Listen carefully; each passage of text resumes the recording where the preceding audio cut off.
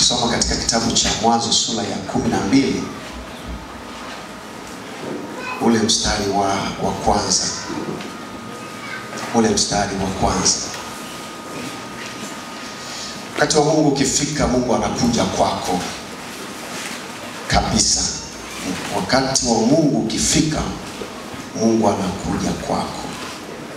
Anaweza kaja kwa mazingira yenye furaha, anakuja kwako. Na anapokuja kwako, anataka jambo fulani litokee kwa ajili ya maslahi yako ama kwa ajili ya faida yako. Maana Mungu ni Mungu wa faida. Bwana Yesu asifiwe. Bwana akamwambia Abraham, toka wewe katika nchi yako na jamaa zako na nyumba ya baba yako, uende mpaka nchi nitakayo kuonyesha, nami nitakufanya wewe kuwa taifa kubwa na kukubariki na kulikuza jina lako, nawe uwe baraka. Nami nitawabariki wakubarikio, naye akulaanie nitamlaani, na katika wewe jamaa zote za dunia watabarikiwa. Bwana Yesu asifiwe. Lakini hata hivyo maandiko yanasema Ibrahimu alikubali kutoka kwenye nchi ya ndugu zake, kwenye mipaka ya baba yake na marafiki zake. Inaweza kuwa tu hata wakati wa kuaga alipowashirikisha wengine, maana Biblia haijazungumza yote. Kwa ndugu zangu, nimesikia sauti ya Mungu ikiniambia nitoke katikati yenu niende mahali ambapo Mungu ameniambia. Unaweza kuhesabika kama mtu ambaye hauna fahamu fulani kwa kusema tu Mungu ameniambia. Na kwa namna hiyo watu pia wanaweza kukushauri kwamba huyu anaweza kawa sio Mungu, inaweza kawa ni akili zako. Na wakati mwingine ukiamua kuchukua hatua ya kusikiliza ile sauti ya Mungu aliyokuambia, utahesabika katikati ya watu ambao unachukua hatua ya yale uliyosikia. Wanaweza wakaanza kukutukana. Huyu hafikiri vizuri. Anaenda mahali ambapo hapajui. Anaenda mahali ambapo hajawahi kufika. Nani atakayeweza kumsaidia? Kwa maneno haya unaweza kuvunjika moyo, na ukavunjika moyo kwa sababu ya maneno ya ndugu zako. Kwa sababu ndugu zako ni watu wa karibu na wewe. Ndugu zako ni watu ambao unawaheshimu, na kwa sababu unawaheshimu unaweza ukawasikiliza. Leo hii wakati mwingine tumeshindwa kumsikiliza Mungu kwa sababu ya kusikiliza sauti za marafiki zetu, kusikiliza rafiki yako wa karibu, kiasi kwamba anachukua nafasi hata uweze kumsikia Mungu. Uweze kumsikia Mungu. Yaani mke wako anakuwa na nafasi kubwa ya kumsikiliza kuliko kumsikiliza Mungu. Kumbuka hata kwenye Biblia kuna mtu mmoja anaitwa Ayubu, alikuwa na mke wake anayempenda sana kabisa, na akakutana na mazingira magumu sana Ayubu. Lakini katika mazingira yale magumu alipaswa kumsikiliza sana Mungu kuliko mke wake, kuliko watoto wake, kuliko ndugu zake. Alipaswa sana kumsikiliza Mungu. Na katika kipindi kile ambacho sasa alikuwa anatakiwa kumsikiliza Mungu kuliko chochote, ndio wakati pia mke wake akaja na sauti. Kama una akili, tafakari vizuri. Hatuwezi kuendelea na maisha haya. Wewe unasema Mungu, wewe unasema Mungu. Watu wanatupongeza kwa namna tulivyo, tajiri tulionao. Tunaheshima katika mji wetu, tunaheshima kwenye nchi yetu. Lakini hebu tazama, heshima ambayo tumekuwa nayo imeanza kuondoka. Leo watu wanatucheka. Wewe bado unasema Mungu? Watu wanatucheka. Mifugo tuliokuwa nayo haipo leo.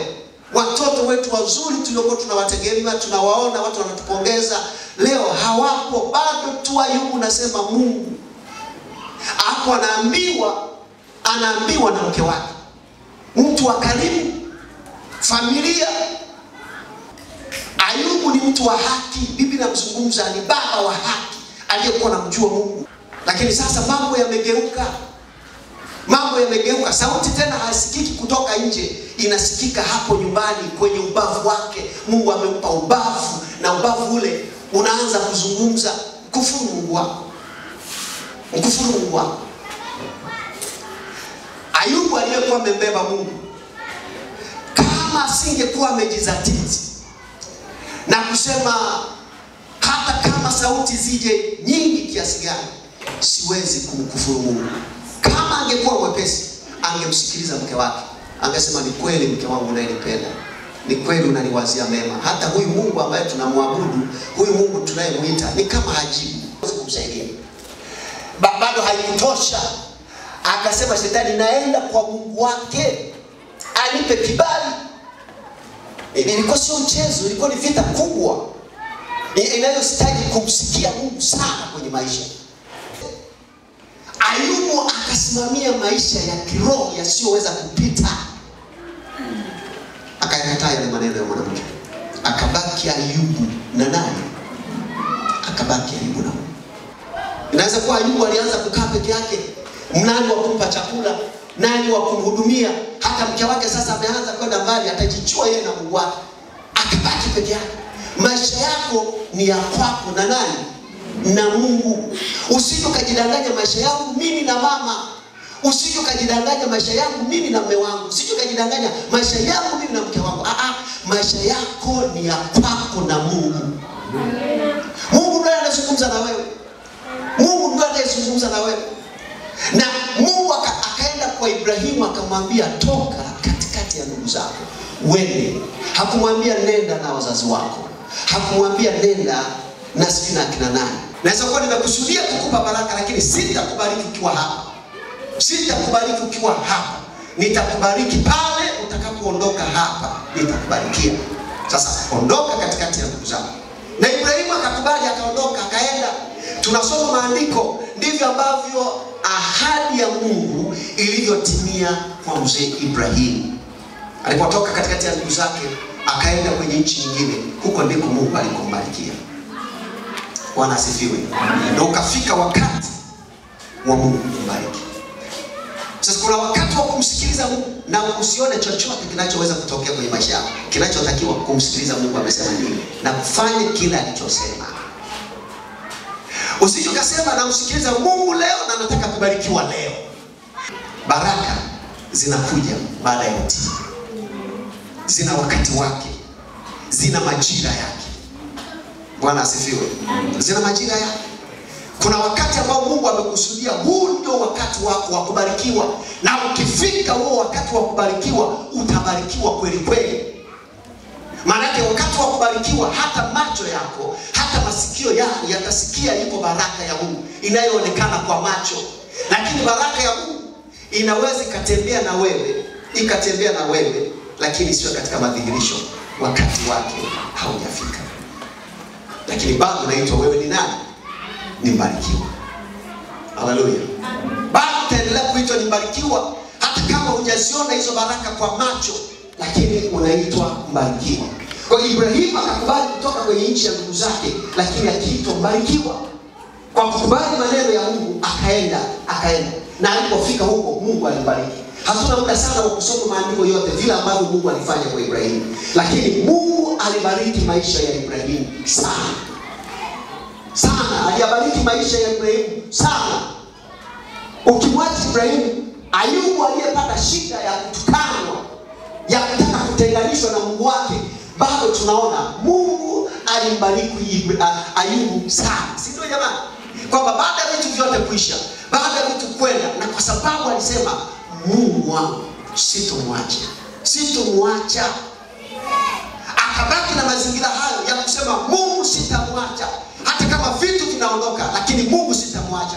Ukafika wakati, ukapita ule wa kusema vitu vimeenda, mambo yameharibika, lakini Mungu bado anaonekana. Mungu akaanza kurejesha.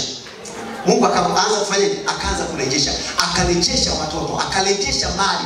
Wakati wa urejesho ulipofika, mambo yote yakabadilika. Kwa sababu huo ndio wakati ambao Mungu alikuwa amekusudia Mungu aachilie baraka tena za mtu aliyesimama na Mungu. Bwana Yesu asifiwe. Mtu leo anaweza akakupinga sana, anaweza akakudharau sana, lakini kesho akaanza kutembea kwenye baraka yako. Kaanza kutembea kwenye baraka yako. Lakini jana alikutukana, leo amekutukana, leo amekuona hauna maana na amekuzungumzia maneno mabaya sana.